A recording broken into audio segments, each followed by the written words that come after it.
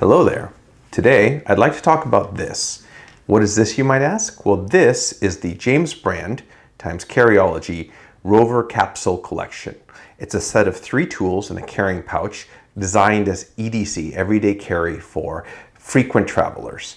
It retails for $275 US. It was released, I believe, at the beginning of May 2020. It's available on the James Brand website while supplies last. So I've had this in my possession for about a week and a half, maybe almost 2 weeks now at this point. And I wanted to give some first thoughts, first impressions, and also some thoughts. I've actually had a chance to use it kind of around the house. Obviously, we haven't traveled because of the Corona situation, but give some thoughts on this setup. So we'll start actually with the carrying case. So the carrying case is made by a company called Skinth Solutions. It's a manufacturer of kind of EDC pocket tool carrying solutions based out in Canada. It's made out of 1000D black Cordura, and it has kind of custom slots for each of the tools. It's very similar to Skinth's P3 kind of series of sheaths, except it's shaped for these tools. On the front, you have a little tag. It says James Brand logo, Carryology, and Skinth's logo. It has a single large carrying loop, and then if you flip it around on the back, you see it's pretty plain except for these 2 kind of smaller loops here through which you can fit maybe like a carabiner or a piece of paracord. You probably cannot fit a belt loop through there. Overall, it's a fine sheath for what it is and what it does. The challenge, I think, is that, not challenge, the maybe thing I don't like about it, it's not quite criticism, is I think the color doesn't really match, right? So these tools all have like this nice titanium or gray and orange color scheme going on. And then this thing is just black. And it's hard to fault the choice of 1000D Cordura, but also when you look at these all have titanium and, kind of G10 scales and anodized aluminum. And then you kind of have like this sort of Tacticool Go-Ruck-esque black nylon sheath. I mean, it's okay, it's fine. It's just a little bit kind of, could have tried a little bit harder, I think. On the back, I kind of wish it had like a flat pocket or something that you could slip a small notebook into. Certainly not a criticism, but it's just something that, especially because one of these EDC tools is a pen, it would be nice to have. And it's also present on their normal kind of P3 pocket. I'm not sure if it's present on P3 pocket, but it's present on many of the products that they make. Also, these tools have some pretty serious limitations, so it would have been nice to have the capability to carry something else with this. Anyway, looking at the first tool here, we're going to look at this one here. So this, if we can see, this is called the Ellis pocket tool. I'll bring it up actually so we can see here. It's based on James Brand's Ellis pocket knife, except this one doesn't have a knife blade. And that's actually one of the main kind of features, I guess, James Brand and Carryology try for this as a feature of this collection is you're supposed to be able to carry it with you on a plane.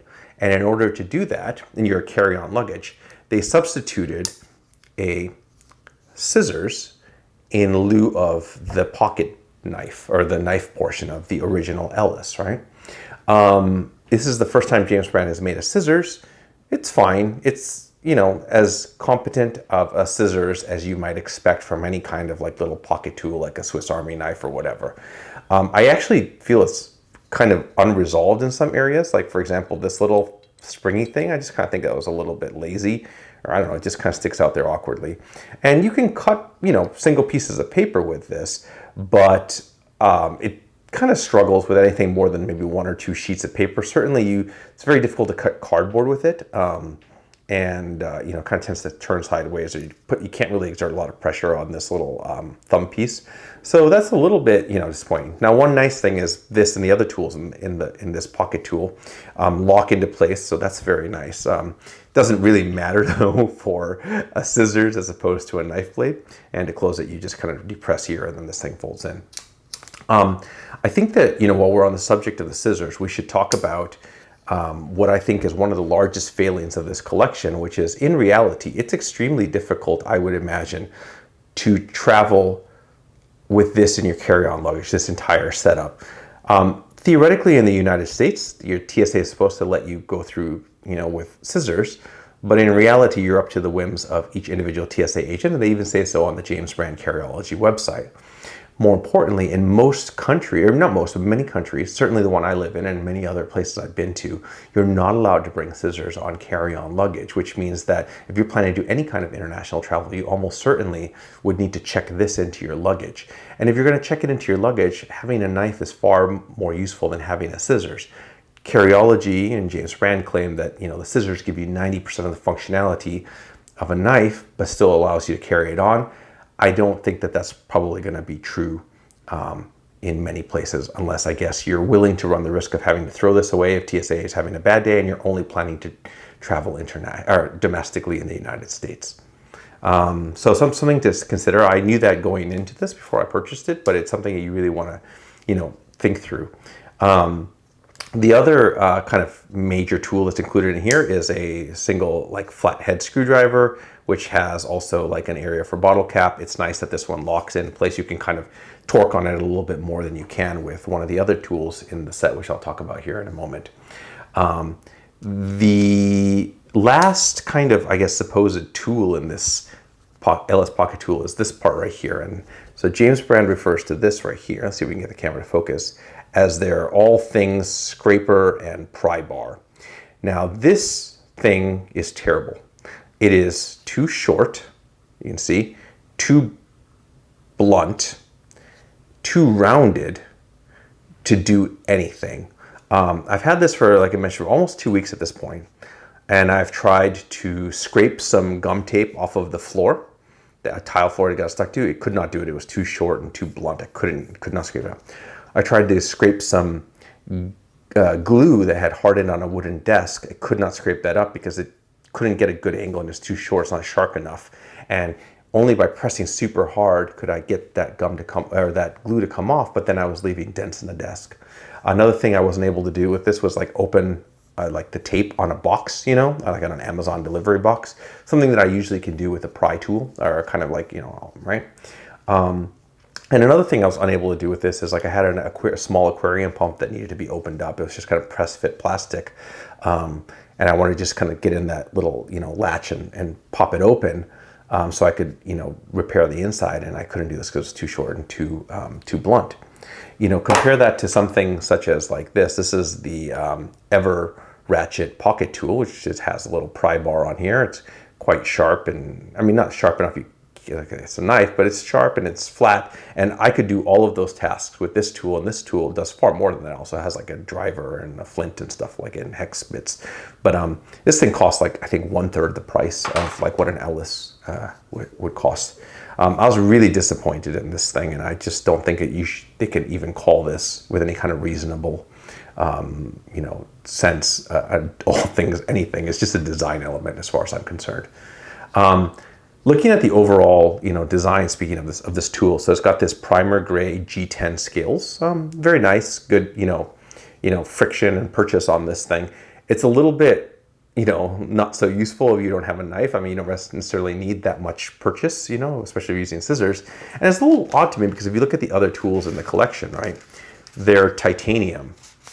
And then you have this kind of, let's see if we can get this in here, right? You have this kind of slightly different colored, I guess, colorway of the primer gray tool and then the titanium. And it's weird because, James Brand does make titanium knives, so I don't know why they chose to go with this particular shade. I know primer gray is nice, but it just doesn't quite match, and they have titanium knives, and they also you don't need a ton of grip on a scissors, so. And the final thing that I think is kind of not so great about this tool is they have this cheap orange lanyard. The normal Ellis comes with a metal, they call it bail loop, that folds back and forth, is nice polished or whatever, and then they did away with that in favor of this kind of not so nice orange piece of lanyard. It's just really cheap, and I'm really disappointed in this. It doesn't even match the orange of the rest of the collection, is off slightly. So it just seems not that great as far as I'm concerned. The next tool in the collection is something called the Cash River bit driver. It's a titanium rotating cylinder. Has a little nice orange Carryology highlight anodized aluminum bit. titanium here, some dimpling. You've got the James brand Carryology logo there. And if you look at the kind of, I guess, center of it, you see there's a little magnetized hex-shaped opening. This thing unscrews. There's an O-ring inside to keep the contents waterproof, or I guess devoid of water. And then inside you have two bits, hex bits that it comes with, Torque T6 and a Phillips number 2. And then the idea is you can also like roll up and put some, money or something like that inside of here. And you can also do that, when you have the bits in there, and then the bits actually snap into place in the bottom of the driver so that you're able to then screw this together like this, and then you can do all your screw driving or torquing or whatever you need to do. Now the challenge I found, I've actually had a chance to try and use this a few times, one time including trying to assemble a few screws, 4 screws in an IKEA table.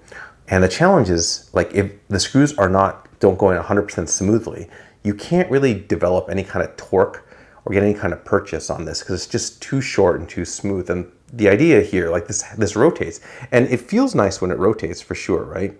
Definitely. But if you need to develop any kind of torque, right?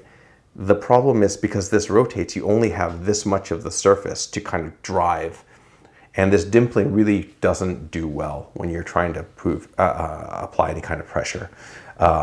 And this thing just kept camming out on me. And in the end, I just got like a $1 screwdriver and got the job done in 3 seconds without cramping up my hand.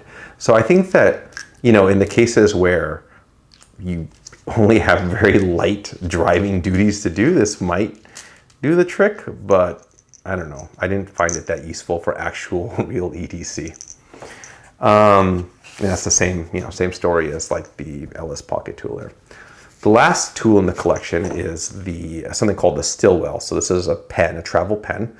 Again, James brand Carryology logo, anodized aluminum highlight, Carryology orange, titanium body, little pull cord or lanyard cord with some heat shrink tubing on there. You pull it out here. It's got these 3 O-rings that kind of keep it pressure fitted inside. They're quite stiff, and I've been using it a few times, and you can feel it starting to, I wouldn't say wear out, but I do get the sense that this will wear down quite quickly over time. And then you can write with it. It has another trick in that you can kind of run this cording down through into here, press it in like this, and then you have a full-size pen. I quite like that feature, and I think it solves neatly a lot of the problems with travel pens, is in that they tend to be very small and fiddly, or else they're just too short, and it's hard to like get any kind of writing, extended writing with it. I guess, like, what do you call it? Replacement part of the pen is also like this part unscrews here, and then you're able to replace the inside pen and ink portion with some relatively commonly available refills, depending on where you live, but you can always buy them online. They're not proprietary to this tool, like they're available in many places. If we look at this though, this is how it came out of the box. It's got this wearing around the aluminum, or discoloration around the orange aluminum, which I thought was a little bit disappointing for the price point. And you can also see that's happening here on the, if we can get it to focus there, excuse me. Like, you can also see it's sort of happening around the wear points. It's actually chipped off completely there at the top of the pen, but I haven't used it that much, so I'm very disappointed by that part as well. I just kind of felt like this one showed premature wear and wasn't that great for the price, but overall I still am positive on this tool. I think it's probably the strongest out of everything in the collection. So if we consider this entire set retails for $275, one of the questions a prospective purchaser might have is like, should I get this and is it worth it? And I think that you can kind of divine it partially the answer for that by looking at the price of the Ellis pocket tool. Now, a normal Ellis pocket knife, I think, is $99 on the James brand site, something like that, around $100. The Stillwell, which is also available on the James brand site, is around $89. And then the Cash River is not sold, so we'll talk about this in a second. And then this exact version is not sold on the Skin site, but it's about $30, I believe. So that leaves you with, a little bit, I don't know, just $6, whatever, it's at $89, $99, $200. you know, 220, 214, 220, something like that. I don't know. I shouldn't do math on camera. Which leaves the remainder of 275 minus that for the Cash River, which actually I think is, if you're in the market for something like this, it's not a bad price for something like this. It's certainly cheaper than the other two of these things. Now, the kind of challenge comes in that for the functionality, these are not that functional. The pen's all right, even though it kind of was having some wear, and I'm just not quite sure how long it'll, like, you know, those O-rings will hold up, but, you know, who knows? But it's not bad. But like the Cash River bit driver and then the Ellis pocket tool have some pretty serious compromises, and in some cases just cheaping out relative to the actual, like, you know, full priced or normal non-collection pen. And honestly, like, you're already paying a premium when you purchase something from the James brand as opposed to like a normal like tool, like from a regular maker or something like that. And then on top of that, you add, I guess, the delta from the decreased functionality or some of the compromises you have to make with these tools that are actually not that useful as EDC, and at least in my experience thus far. And what you kind of find is that that design premium, or that premium you're paying, it gets even higher. And I feel that the word design is important because that's a lot of what I think you're paying for. The materials are quite nice, and the coloration and design I personally find pleasing, other than sort of the laziness of this sheath or pouch. And I think this is an example of like, what is it, paying for price or for form over function, right? Like you will absolutely be better served with like a $1 screwdriver and like a $5, you know, like pocket tool. Will be far more functional. I don't know, $5, like $10 Leatherman, or there's no $10 Leatherman, but like, you know, some cheap Leatherman or no-name knockoff will be far more functional than these things, and they'll be far cheaper as well. As we've seen, like this little thing was, this little ever ratchet was actually far more useful than, you know, well, actually anything in this collection. And, you know, a sheath like this, I actually like skin stuff, but like, I think that it's not, you don't need to pay $30 to have something to carry these things together, right?